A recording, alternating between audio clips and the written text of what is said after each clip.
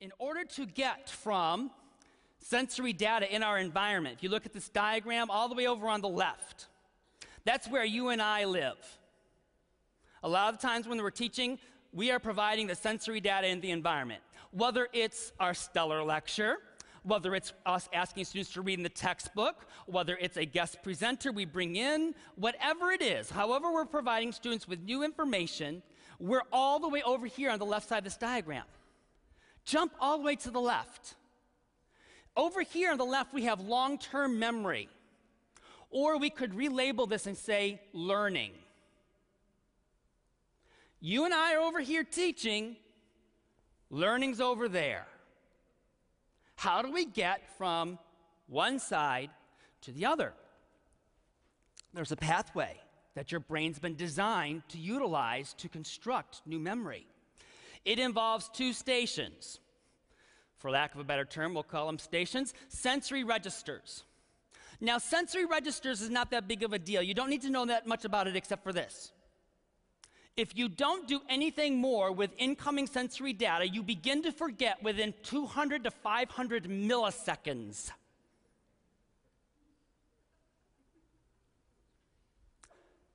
I know you're all great teachers, but I'm sure this has happened. Your students go home at night, they sit down to dinner, and mom and dad say, "What'd you learn in school today?" And the kid says, "They're telling the truth." A lot of the times they're telling the truth. Why? There was a whole lot of data thrown at them. You know, I used to teach, one of the things I've taught was 7th grade English. And if you've not taught in a departmentalized setup, you'll have to take my word for it. 7th period is vastly different from 1st period. I used to wonder, why is it, even if I have the same kids in 1st period and 7th period, why do they come into 7th period looking like this? You know why? They've been on 6 other roller coasters before they got to me.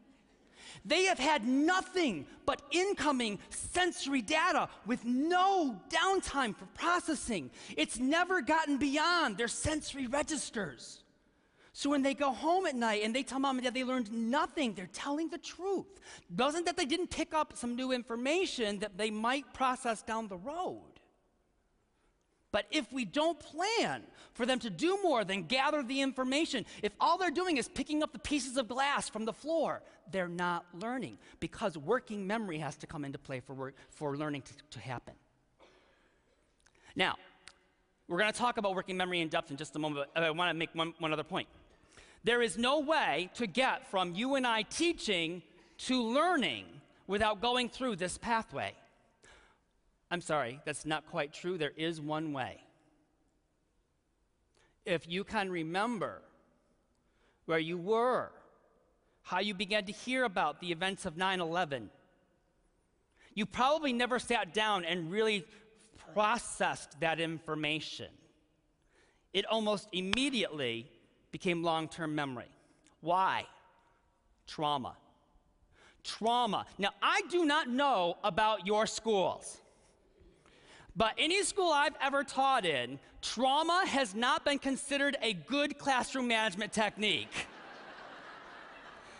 So traumatizing the kids to get them to take a shortcut to long-term memory might work, but it might also get you looking for a job teaching position the following year. So the route we need to take is through working memory. So let's talk about what's happening in working memory.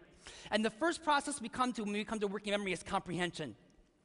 Comprehension. Comprehension is simply the labeling and sorting of new information, the labeling and sorting of new data.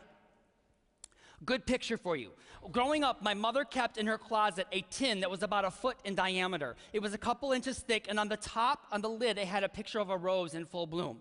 She kept a really important collection of items in that tin. Anybody have an idea of what it might be? Yeah, you got it. Buttons. Very good. Your mother probably had a similar tin. She kept buttons. My mother sewed while I was growing up, and she kept buttons in this tin. I loved those buttons. In fact, one of my favorite activities was to sort those buttons. I could sort them by color. So I've got blue buttons here, I've got red buttons here, I've got brown buttons here. I could sort them by size. Big buttons, medium-sized buttons, little tiny buttons. When I was really feeling imaginative, I could hold up the button and go, what kind of clothing did this one probably come off of? Okay, these are coat buttons. And this one, these are shirt buttons. But I could label and sort those buttons in all kinds of ways. That's a great picture of comprehension.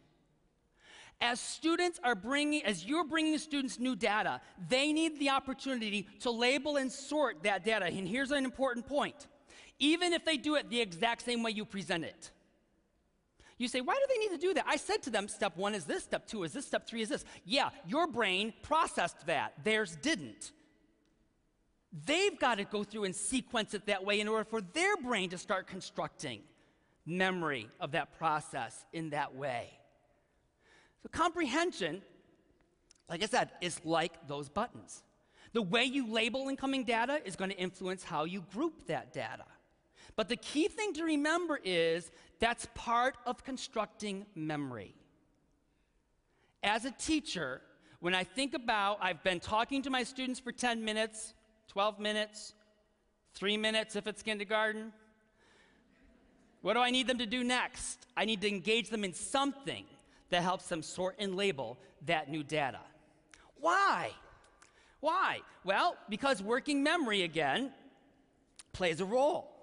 In fact, when we are engaging in comprehension, we are activating 2 components of working memory. Over here on the left, you've got a whole bunch of text.